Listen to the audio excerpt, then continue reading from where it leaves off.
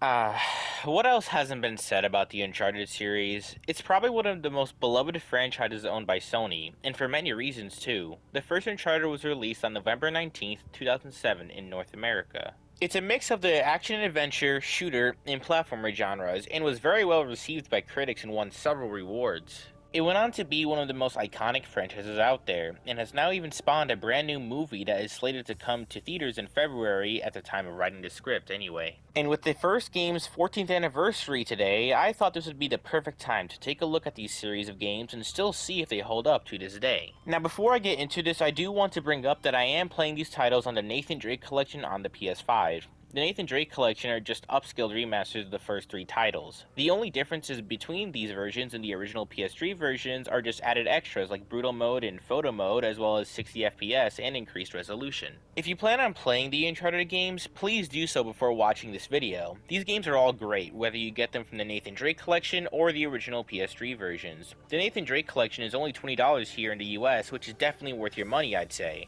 And with that out the way, let's begin with the first game in the lineup, Uncharted: Drake's Fortune. Okay, first off, I am not the one to do a full story synopsis for my reviews, so don't expect that here.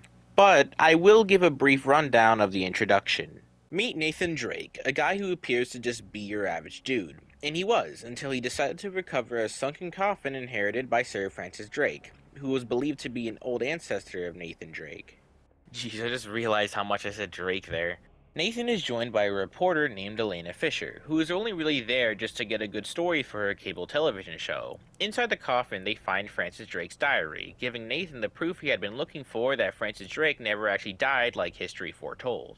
He finds out through the diary that he went to El Dorado, and thus Nathan plans to go there. That is, until they are both attacked by pirates. They try to fend off the pirates, but they end up blowing up the boat. It seems all hope is lost for the both of them until our good friend Victor Sullivan, aka Sully, comes in with his plane and rescues them. After that, Nathan and Sully decide to head to the lost city of gold, but end up leaving Elena behind because they are afraid that she would attract unwanted attention with her show. And from there is when the plot starts to kick off. Overall, the game seems to take on a plot and premise akin to something you'd see in the Indiana Jones movies, which is what most people compare Uncharted to. The overall story of this game is pretty solid, and is definitely the type of plot you'd see in an adventure action genre game. The plot does a pretty good job hooking you in and keeping you invested throughout the whole game. There are quite a bit of cool twists here too, so overall you're in for a good time. Like for example, when it starts to take a more supernatural turn during the second half of the game. However, it isn't the plot that makes the story so good, it is of course the characters, specifically Drake, Sully, and Elena. I love all these characters, and they are the main reason why I enjoy the game's story. They all have great personalities and charming dialogue that makes you want to see how their adventure unfolds. The characters just bounce off of each other so naturally, and their interactions are always something to look forward to. This is the most consistent thing about the whole franchise, and I love it. Like, you can tell that Nathan and Sully have been good friends for a long time, just by the way they interact with each other. It's great. And that is partly due to how good the writing is. Nathan is a good protagonist and a fun one as well. I think the best part about him is the fact that he is literally unkillable. Trust me, he survived so many crazy scenarios in not only this game, but throughout the whole series. This trait is one of the reasons why I and many others like him so much. Sully is just a lovable mentor and a good friend of Drake who just seems to be along for the ride that is Nathan Drake's shenanigans. He's definitely the most charming character to me, and he has the funniest dialogue and quips out of the main three. He is personally my favorite character in the series because, well, he's a Chad, that's all there is to it.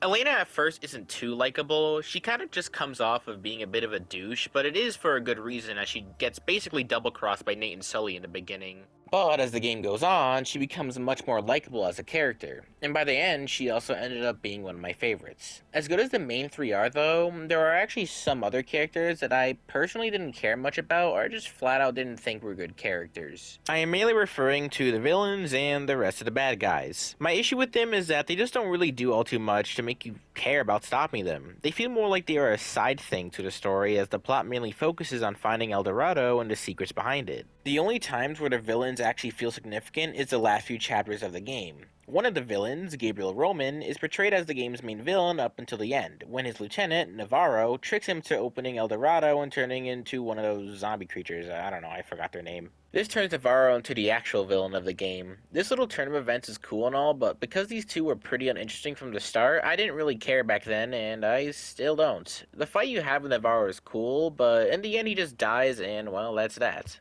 I think the only character I somewhat liked out of the bad guys was Eddie, who I just thought had some funny lines here and there, and the one part where Nathan teams up with Eddie to fend off the creatures made me like him more, but after that he straight up just dies as well. So overall, the villains in this game are definitely the worst thing about the story, but I think this is more of an issue the whole series has, so this will definitely be a common thing I talk about as I review each game. All in all, the story is pretty good. It's just a fun time from beginning to end, and the characters make it even better too. The villains and the bad guys aren't bad, they just don't interest me and really don't do much during the story except toward the last few chapters. But if you haven't played the game yet, then I'm sure you'll enjoy the story.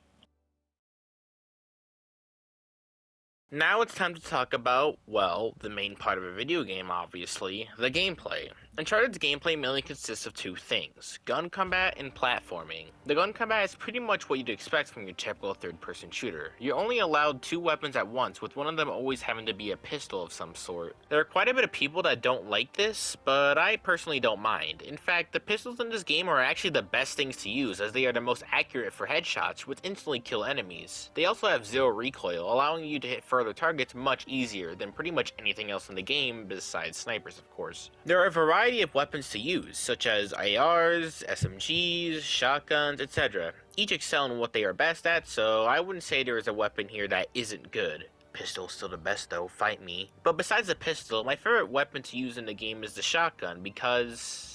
Okay, let me make it clear to all of you real quick. Shotguns will always be the best weapon to ever use in any game. Because 1, they are fun to use, 2, they are super satisfying, which contributes to how fun they are to use, and 3, it makes the funny boom sound. I literally do not care if the shotgun is the worst gun in the game you're playing. It is still the best because shotguns are cool. Although, to be fair, I play Fortnite, so of course I love shotguns. Anyway, the shotgun was my favorite thing to use. A lot of the gunfights are pretty samey throughout the game. There really isn't much enemy variety. I mean, the only enemies that you go up against are the normal ones, snipers, and ones with explosives. The gunfights usually only feel different due to the amount of enemies and the locations you are fighting in. A lot of these gunfights are pretty fun, and you definitely can't just run and shoot through them like some people think. You gotta actually be smart in some cases, especially against the sniper dudes. They aren't hard at all to deal with, however, if you aren't paying attention and you are just running around like an idiot, then they can instantly kill you. Also, be prepared to be grenade spammed sometimes. It isn't terrible at all, unlike a certain game I know, but it is pretty easy to die from a grenade if you aren't paying attention. Oh yeah, I almost forgot that there's actually a melee combat in this game too. If you're right next to an enemy, you can do a melee combo with proper button inputs, aka just spamming square and triangle. I really use melee combat. It's kind of just a side thing that you use like 4 times at most in the game, but it's nice, I guess. One specific thing I want to talk about is one more enemy type that's actually in the game, the creature things. Again, I don't know their name, nor do I really care. I honestly wish there was more enemies like these ones. You only really see them near the end of the game, but I honestly thought they were fun to fight, specifically during the chapter in the bunker where you're trying to outlast a horde of them. I don't know, I just wanted to mention this because it's probably my favorite part of the game. Also, you get to use the MP40 against them, and we all love the MP40, especially if you've played World at War. Overall, the combat aspect of the game is pretty much what you'd expect from a third-person shooter, but it is fun and proves to be a good change of pace compared to the second main gameplay part I'm going to be talking about. Of course, the Uncharted series doesn't just consist of gunfights, it also consists of a lot of platforming segments. These segments are what fills up a majority of the time in this game. The platforming in this game is surprisingly really satisfying to do. Of course, you have your usual jump from surface to surface type of platforming, but you also get to climb up walls, swing through ropes, and almost die during multiple points of the game because Drake just can't be killed. The platforming segments are usually the slower part of the game and serve as a nice change of pace. It really makes you feel like you are on an adventure to find El Dorado as you climb through all sorts of building cliff sides. It also shows how good the game looked at the time, and to this day it still looks great. The actual climbing, though, can be a little clunky and can sometimes actually be annoying, although it could just be me being a moron like usual. Other than that, the climbing and platforming can be pretty fun. They easily show which parts of a wall can be climbable while at the same time looking like a natural part of the building. I think it's really cool how this game doesn't use any of the usual floating platforms and just jumping from one to another from these segments. It definitely adds a lot more to the immersion factor. The platforming is also pretty intricate in design at some points, so it doesn't always feel like you're doing the same thing. This is also the parts of the game where the dialogue is most prominent, so you'll never find yourself bored during these segments because it's just interesting listening to the characters speak. This is also the segment that allows you to actually relish in how good the game looks, especially at the time. Back then, this game was actually pretty impressive visually, and I still say it holds up decently well. The one little part of the game that mostly shows up during the platforming segments are the QuickTime events. Now, I love me some QuickTime events and all, but these are kinda bad. They just come out of nowhere and have no reason to actually be there. And since they are so rare, whenever they do show up, you usually aren't paying attention to actually press the button on time, which can lead to some cheap deaths. They just feel kinda tacked on to make these little cinematic segments more interactive, but they just feel tacked on in the last minute to me. I would have much preferred to just watch what's happening. Thankfully, there are very few moments in the game where they are present, so you don't have to worry about them too much. Overall, I love the platforming in this game. It is pretty basic platforming for the most part, but they definitely give off a more relaxing vibe and overall a great inclusion. Now that I've talked about both main parts of the gameplay, I want to talk about how well they both work to complete the game. I love how you are always switching between these two segments, and it really gives a natural flow of gameplay progression and story progression. It always spices things up a bit, making the whole game a lot more interesting than it may seem. Whenever you seem to start getting a bit bored of one segment, it ends and the pace changes. It's nice, and I can't imagine the game without one or the other. There is also a few moments where the gunplay and the platforming is combined, which is neat, allowing you to kill enemies in certain ways you wouldn't without it. It all just fits perfectly, and later games will perfect this gameplay style and bring it further.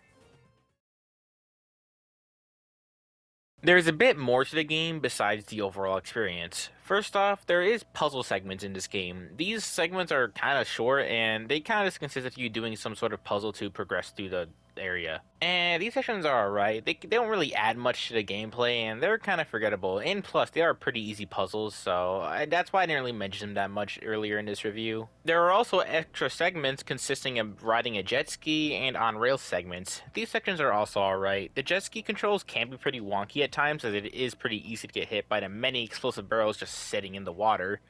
Why are they even there anyway? Are they just dumping explosive barrels for no reason? I don't get the bad guys in this game, honestly.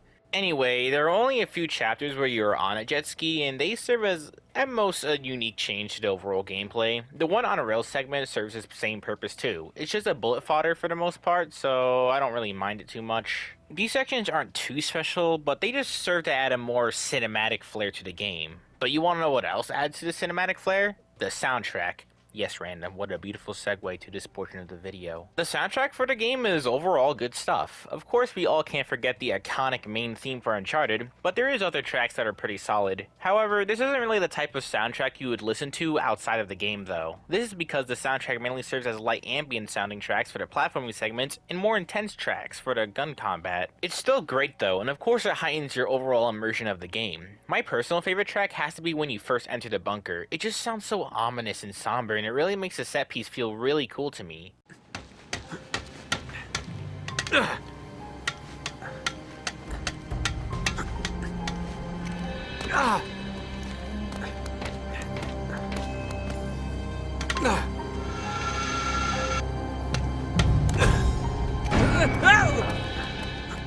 Overall, the soundtrack is just good stuff, but I wouldn't really listen to it much outside the game, besides the main theme, of course. Some other things this game has to offer are collectibles, specifically the treasures. Throughout your journey, you will find a lot of hidden treasures around. They not only have actual models you can look at in the menu, but they also give you all sorts of extras the more you collect, like different skins, weapon camos, and little cheats like being able to use any weapon at any time, and stuff like slow motion. I like the extras because I feel like they actually add a bit of replay value. I mean, who wouldn't want to go throughout the entire game as Donut Drake? It's just kind of funny. One last thing I'd like to mention is the added Brutal mode, courtesy of the Nathan Drake collection. Let this be a warning when I say to not touch it.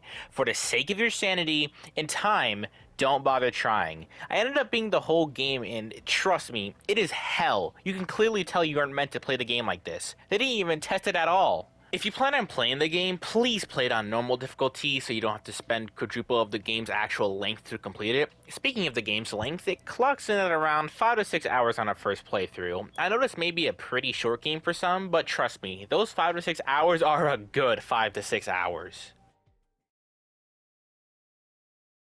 Uncharted Drake's Fortune is an absolute classic. It's a fun little 5 to 6 hour game with great gameplay and a great story that will definitely give you a good time. I personally think this game still holds up to this day, and I highly recommend playing it and the rest of the series if you haven't yet.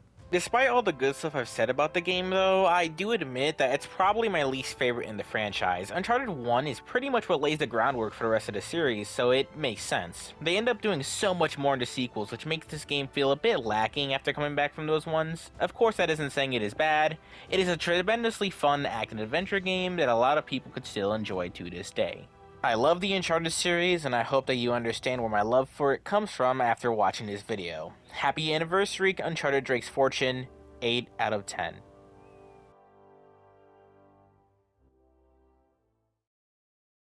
Thanks for watching. I worked hard on this one, so I'd appreciate if you guys shared this around. If you're new to my content and like what you saw, consider subscribing, and let me know what you want to see next, your thoughts on this game, or what I could do better in the future. Your feedback is greatly appreciated. Of course, I will eventually get to the other games in the series, but I'll wait a bit until I do Uncharted 2, and if you haven't, follow my Twitter. I post a lot of dumb stuff, so be warned, but I also post some updates, so I'd recommend following anyway. I also have an Instagram now, which I am using for the YouTube channel, so if you want, you can follow me there as well. I won't be using it that much, but I'd appreciate it regardless. Anyway, that's all the time I've got, so thank you guys so much for watching, and I'll see you guys next time. Peace.